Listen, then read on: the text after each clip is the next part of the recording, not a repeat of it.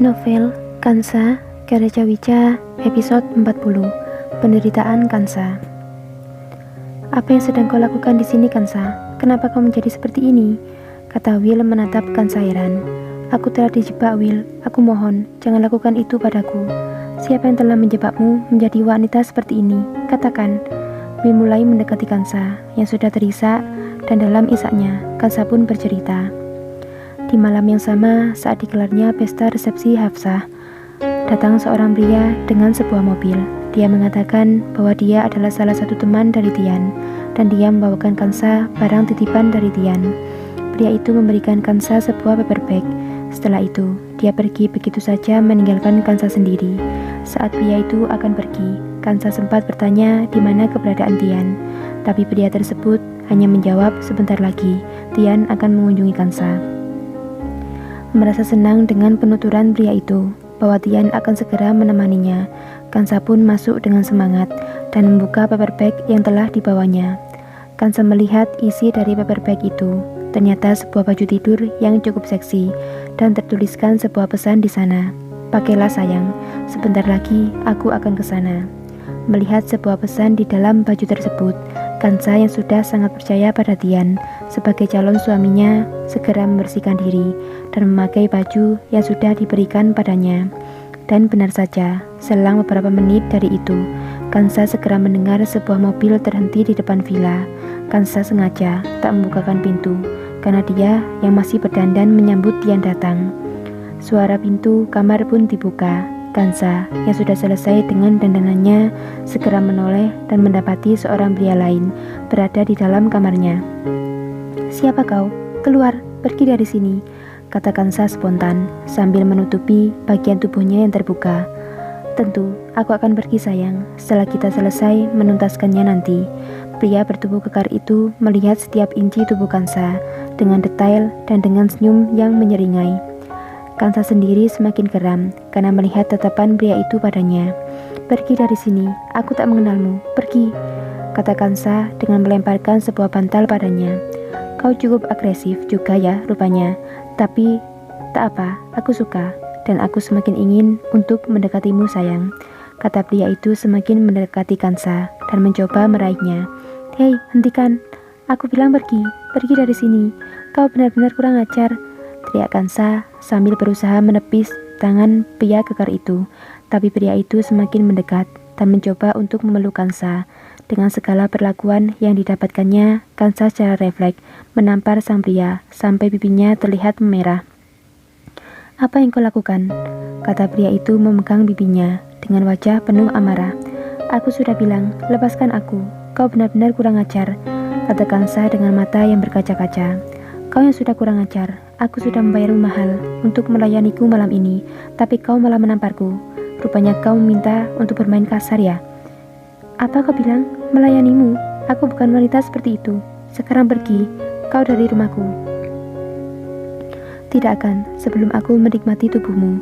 Pria itu kembali memeluk Kansa dengan paksa dan mendorong Kansa sampai terjatuh di ranjang besarnya. "Aku mohon, pergilah. Kau mungkin salah tempat. Aku bukan wanita yang kau maksud." Menerima tingkah kasar dan juga paksaan dari sang pria, Kansa pun ketakutan dan memohon untuk dilepaskan.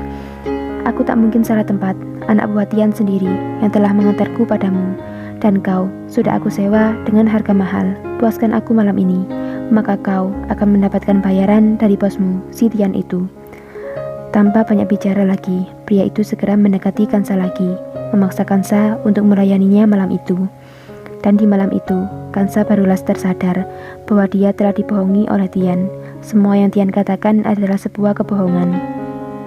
Sekarang Tian malah menjualnya sebagai wanita malam pada pria hidung belang. Sampai dini hari, pria itu baru keluar dari kamar Kansa. Badan Kansa yang sudah lemah meringkuk di samping tempat tidurnya, menutupi tubuh polosnya dengan selimut yang sudah berserakan di lantai. Kansa menangis jadi-jadinya karena kebohongan Tian, karena harapan palsunya. Hati Kansa terasa sakit dan hancur. Begitu juga dengan masa depannya. Kansa menangis sampai pagi menjelang, meratapi nasibnya dan menyesal atas semua perbuatannya yang membuat hidupnya kini berada dalam kegelapan karena ulahnya sendiri. Pagi itu Kansa mencoba untuk kabur dari villa tersebut, Tapi tanpa disangka, villa tersebut sudah dikunci dari luar dan dijaga ketat oleh 2 orang suruhan dari Tian untuk menjaga Kansa supaya tak kabur dari sana. Pintu villa hanya terbuka saat sang penjaga memberikan Kansa makanan dan minuman, serta terbuka saat ada seorang pria yang harus dilayani Kansa. Selebihnya, semua terkunci dengan rapat. Kansa pun pasrah, tak bisa melakukan apapun selain menuruti semua perintah dari setiap lelaki yang datang ke sana.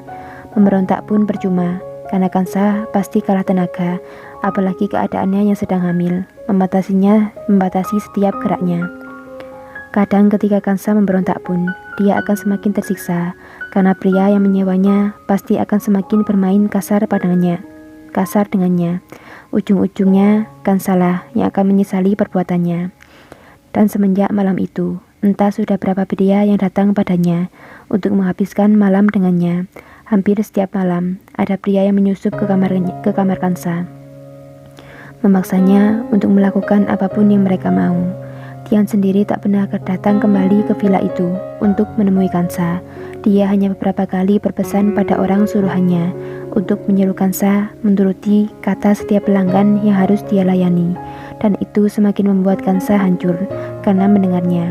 Tian benar-benar telah memanfaatkannya, menjadikannya sebagai wanita sewaan. Setelah Will mendengar semua cerita dari Kansa, dia pun ikut duduk di lantai di depan Kansa. "Aku mohon, Will, aku mohon, jangan lakukan itu padaku."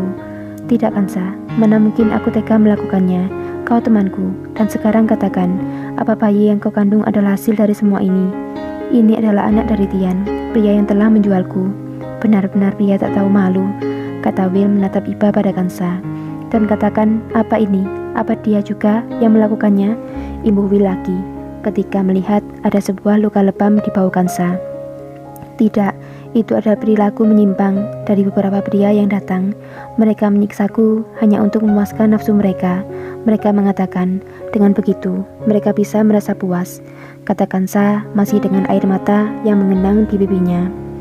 "Lalu kenapa kau tak melawan mereka?" "Aku akan semakin tersiksa, karena anak buah Tian akan menyiksaku jika ada seorang pelanggan yang mengatakan tak puas denganku," jawab Kansa ketir sambil menundukkan kepala. Bersambung.